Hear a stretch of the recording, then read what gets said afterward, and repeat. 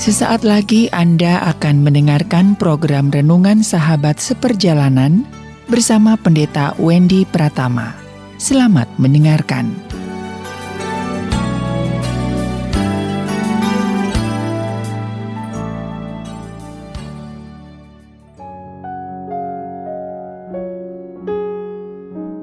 Selamat berjumpa kembali dalam layanan audio Sahabat Seperjalanan. Hari ini adalah hari Jumat 19 November 2021. Tema renungan dan saat teduh kita dengan judul Ketika Anak Salah Jalan. Ketika anak salah jalan. Firman Tuhan terambil dalam Efesus 6 ayat yang keempat. Demikian bunyi firman Tuhan. Dan kamu bapak-bapak, janganlah bangkitkan amarah di dalam hati anak-anakmu, tetapi didiklah mereka di dalam ajaran dan nasihat Tuhan. Amsal 22 ayat yang ke-6. Didiklah orang muda menurut jalan yang patut baginya, maka pada masa tuanya pun ia tidak akan menyimpang daripada jalan itu. Mari kita berdoa. Bapa yang di dalam surga, mendidik anak adalah sebuah kepercayaan dan anak adalah titipan dari Tuhan agar kami menjaganya, karena satu hari kelak nanti anak akan kami kembalikan kepada Tuhan sebagai sang pemiliknya. Di dalam nama Tuhan Yesus kami berdoa. Amin. Shalom sahabat seperjalanan yang dikasihi Tuhan. Tema renungan kita dengan judul Ketika Anak Salah Jalan. Mengapa temanya tidak terbalik? Ketika anak jalannya benar, namun kenyataan yang sesungguhnya ada banyak keluarga-keluarga sahabat seperjalanan, anak-anak yang dibesarkan itu kemudian setelah besarnya dia menjadi salah jalan.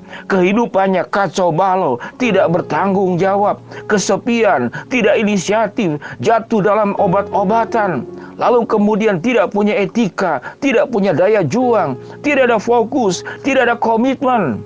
Kalau seandainya anak tersebut yang saya gambarkan itu ada di dalam keluarga kita, maka apa yang terjadi? Apa yang terjadi?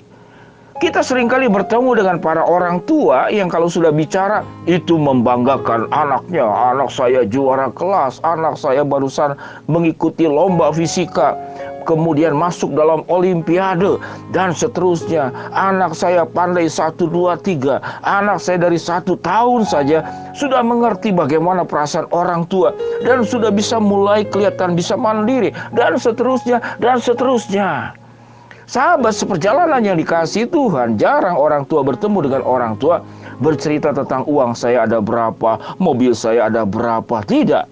Tetapi orang tua tatkala bertemu dengan orang tua, maka yang dibahas adalah anaknya atau cucunya atau cicitnya. Sahabat seperjalanan yang dikasihi Tuhan, maka sampai masa tua kita akan dengan bahagia menceritakan anak cucu kita yang hidupnya itu benar jalannya. Namun tatkala bagaimana tatkala anak dan cucu yang ada di dalam keluarga kita itu salah jalan, bagaimana kita akan bertemu dengan orang dan orang bertanya bagaimana anakmu, bagaimana cucumu, lalu engkau menceritakan dengan kepedihan, dengan air mata, dan engkau berdoa berlutut sekian lama, namun anak tidak mengalami perubahan.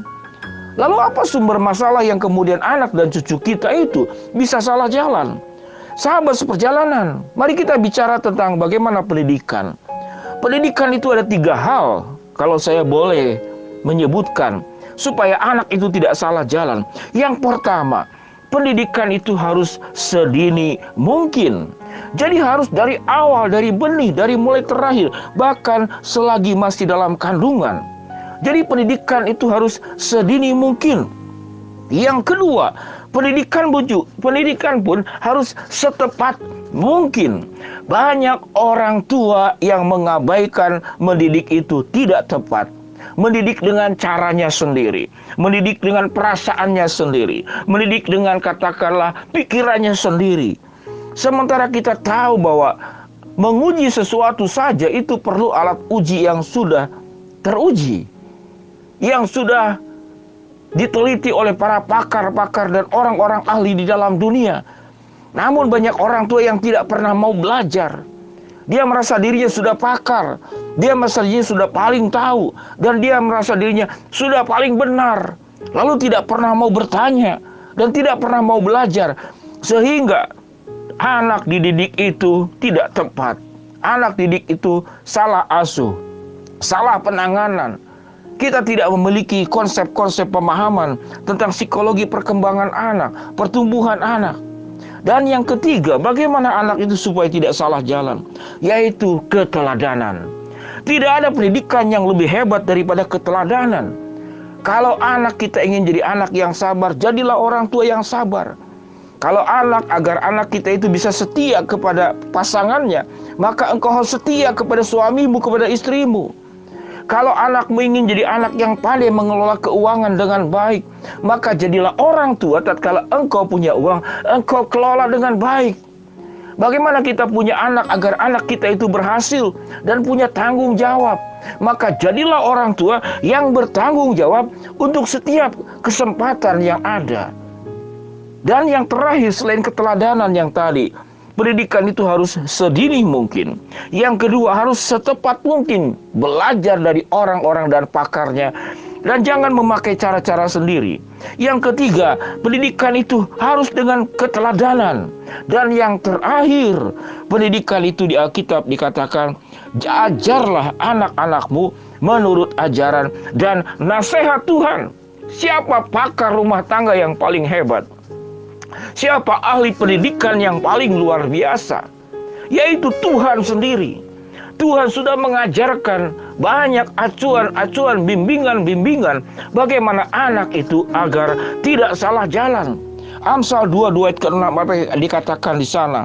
Didiklah orang muda menurut jalan yang patut baginya, maka pada masa tuanya pun ia tidak akan menyimpang daripada jalan itu. Apa yang disebut dengan patut? Patut itu benar, dan benar itu di dalam Efesus 6 ayat ke-4, kita harus mendidik di dalam ajaran dan nasihat Tuhan. Bukan anak semata-mata disuruh baca Alkitab dan doa tiap hari, tidak demikian. Namun ajaran dan nasihat Tuhan, saya menggambarkan seperti yang dijelaskan tadi. Alkitab mengajarkan bahwa Ulangan 6 ayat ke-6 dan ke-9, ajarlah anak-anakmu berulang-ulang dalam perjalanan, waktu berbaring, waktu bangun, dan kenakanlah sebagai tanda di tangannya, di dahinya, di tiang pintu dan pintu gerbang. Maka bagian-bagian yang dikatakan tadi itu memenuhi 4 hal. Yang pertama, didiklah anak itu sedini mungkin, semenjak masih kecil. Jangan sudah terlanjur baru dididik. Yang kedua, didiklah anak itu setepat mungkin.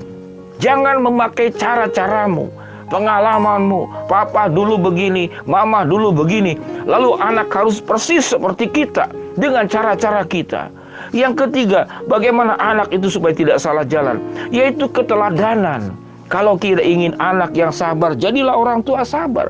Kalau kita ingin anak setia, jadilah orang tua yang setia. Kalau kita ingin anak kita bertanggung jawab, jadilah orang tua yang bertanggung jawab. Dan yang terakhir, mengikat yang pertama sedini mungkin, yang kedua setepat mungkin, yang ketiga keteladanan, yang paling utama firman Tuhan.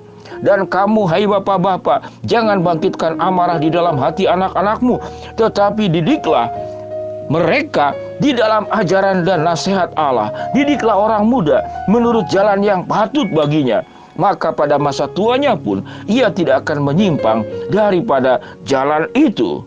Ajarkanlah anakmu berulang-ulang kebenaran firman Allah, baik dalam perjalanan, waktu berbaring, waktu bangun, sebagai tanda di tangan, di dahi, di tiang pintu, dan pintu gerbang. Sahabat seperjalanan, supaya anak kita tidak salah jalan. Ingatlah poin yang 4 tadi. Sedini mungkin, setepat mungkin, dengan keteladanan, dan ajar anak di dalam ajaran dan nasihat Tuhan. Mari kita berdoa. Bapa yang di dalam sorga, hamba mau berdoa buat keluarga-keluarga yang anak-anaknya sudah salah jalan. Di dalam kuasa tangan-Mu tidak ada yang mustahil. Engkau bisa mengembalikan seperti anak yang sudah terhilang dan menjadi anak yang sesat kembali ke rumah bapaknya. Hamba-Mu berdoa buat yang sakit jamah sembuhkan, yang sedang menghadapi masalah bukakan jalan, yang sedang memohon bersarap sesuatu, Tuhan akan kabulkan sesuai dengan waktu, rencana, dan kehendak-Mu. Di dalam nama Tuhan Yesus kami berdoa. Amin. Shalom sahabat seperjalanan yang dikasihi Tuhan. selamat mendidik anak dengan benar, supaya anak kita tidak salah jalan. Tuhan memberkati. Amin.